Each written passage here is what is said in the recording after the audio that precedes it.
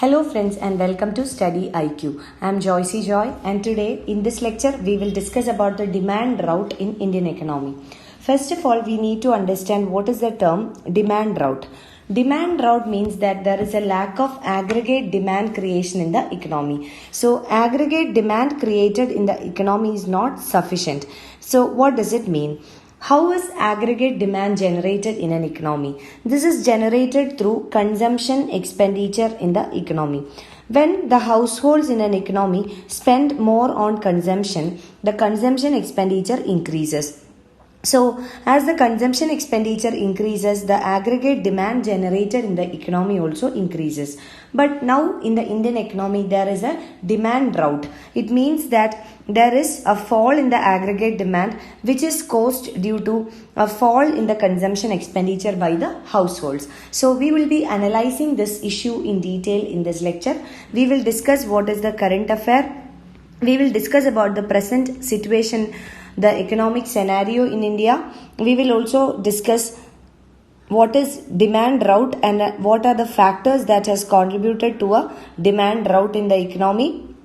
And we will see what is the way ahead, what can be done. We will also see what are the challenges before the government and the policy makers in addressing the demand drought. So we will discuss all these issues in detail, and this is a very important topic from your UPSC perspective, especially from your mains examination perspective. This is because in the mains examination usually analytical type of questions are asked. So from your mains perspective, this is a very important topic. So let us first see what is the current affair.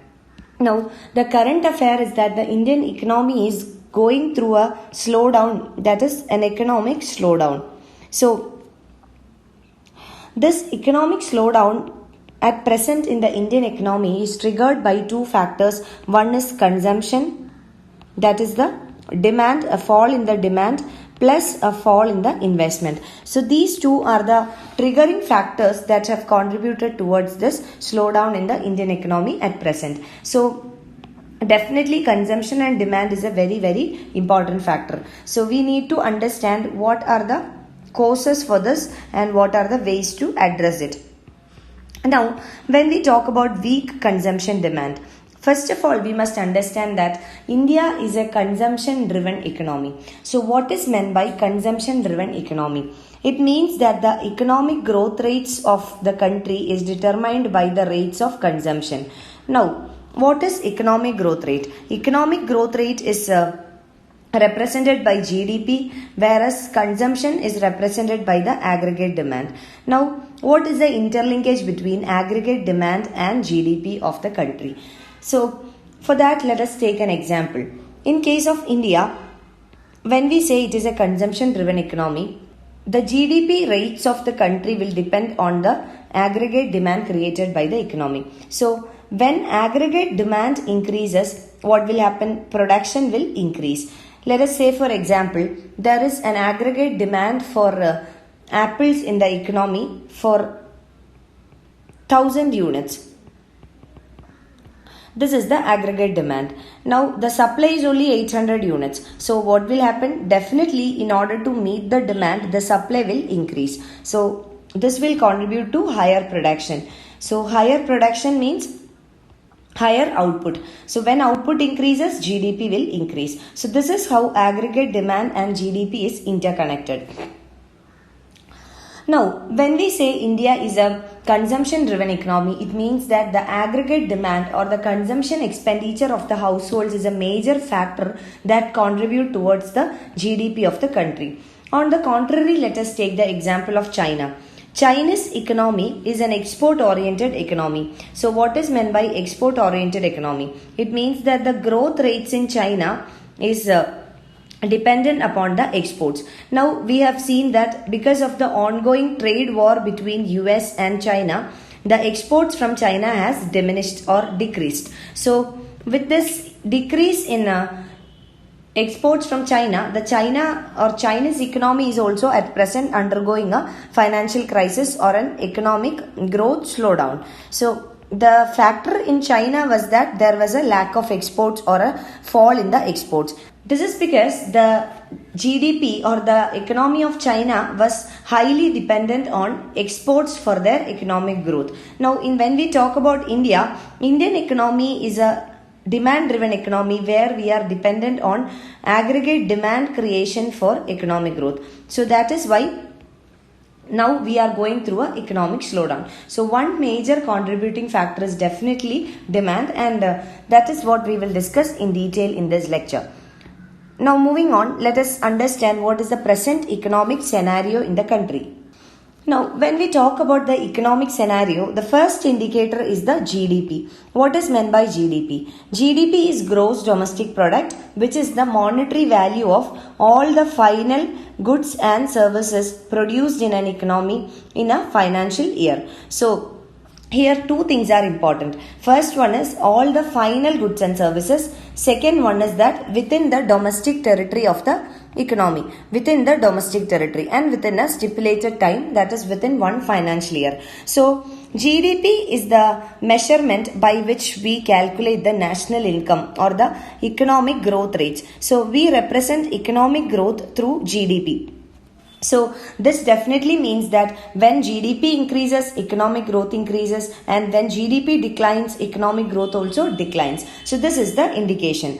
Now, when we consider the economic scenario at present in relation to GDP, we see that in the first quarter of this financial year, the GDP growth rate is just 5%. Now, what is the first quarter? A financial year is divided into 4 quarters: Q1, Q2, Q3 and Q4, and each quarter consists of 3 months, and the financial year in India starts from April 1st and ends on 31st of March. So this is the financial year in India. So a financial year divided into 4 quarters of 3 months each. So according to the data that is available, the growth in the first quarter is just 5%. Now, why this is relevant? This is because this is the weakest growth India has experienced in the past 6 years. So, in the last 6 years, India has never slipped to a growth rate of 5%. So, it definitely indicates that the Indian economy is going through an economic slowdown in terms of GDP generation. Now, second factor is private consumption expenditure. Now, what is meant by private consumption expenditure? It is the aggregate of all the expenditure made by the households in the economy. So, we have on the other side government consumption expenditure, which is the public expenditure made by the government. So, private consumption expenditure means the aggregate or the sum total of all the expenditure made by all the households in an economy in a particular financial year. So, the private consumption expenditure and the relationship between GDP. We have already seen that the aggregate demand and the GDP of the country is interrelated. This is because of the factor that Indian economy is basically demand driven economy. Now, if we need to analyze this in detail, we see that the private consumption expenditure contributes more than half of the GDP. So, more than half of the GDP is contributed by private consumption expenditure, that is the aggregate demand of the households, and also it is one of the biggest factors of determining the demand in the economy. Now, let us see what is the status of private consumption expenditure now. The private consumption expenditure has decelerated sharply at 3.1%, and this is almost an 18-month low. So definitely when the private consumption expenditure goes down, it means that the demand created in the economy has also gone down. Now, third factor is the automobile sales. Automobile sales is one area where you will get a direct reflection of the market conditions. So it means that when there is a increased demand for automobiles, it means that aggregate demand is very high. So this is one sample that we can take in order to consider the entire economy. This will give a figure about the entire economy.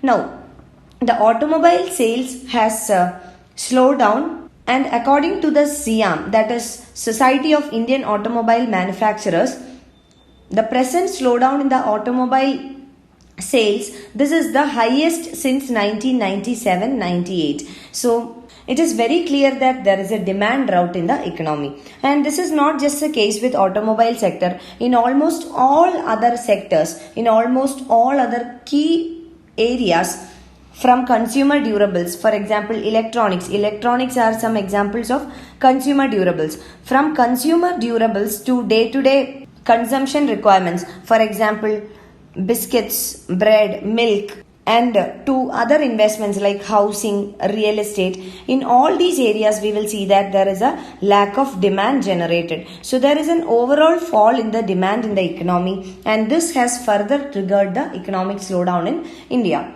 Now, this is the present economic scenario. Now, let us come to the factors that have contributed to the demand drought in India. There are multiple factors, not just one factor has contributed towards demand drought in India. Let us see what are the factors. The first one is lack of jobs. This means unemployment. Now we know that India is the second most populous country in the world, and we have got a sufficient demographic dividend. Demographic dividend indicates the working age population or the human resource of a country. So the working age population in India is very high compared to other countries. So what is required is to create more number of jobs. So one failure was the creation of jobs. So the lack of jobs has created a demand deficiency. This is because the levels of income is very low, and when the income level falls, there will be lesser demand. For example, suppose your family is earning rupees 10,000 in total. You have 5 members in your family, and 2 of them are working, and they together contribute rupees 10,000 monthly to the family. And now, for example, the third person in the family, the third member also started working, and now altogether the family is earning 18,000. Now you tell me, in which case will your demand be more? In which case will the demand of your family will be more? Obviously in the second case. This is because the basic principle is that as the income levels, Y denotes income in economics. So whenever the income level increases, the demand also increases. So this is a basic rule. So definitely when there are lack of jobs, the income levels will fall. So this will definitely bring down the demand. Now the second factor is the rural distress. Now rural distress here denotes the distress in the agricultural sector. This is because the rural economy is better defined by agricultural economy or agricultural sector. So more than 50% of India's population is directly engaged in agriculture, and basically Indian economy is agrarian in nature. Now why is this rural distress? This is because of several factors, starting from the shortfalls in monsoon, drought-like situation. In some areas they have experienced flood-like situations. So these are some factors. Also market factors like supply chain constraints.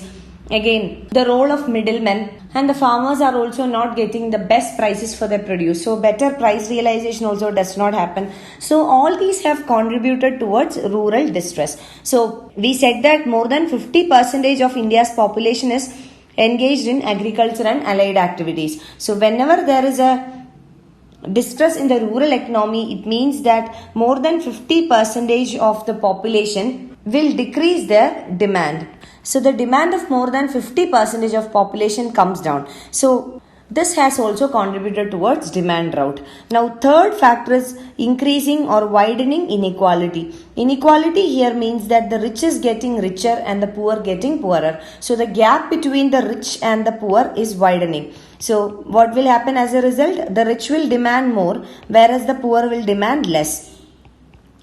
So this also leads to a demand drought. Another one is the inflation targeting of RBI.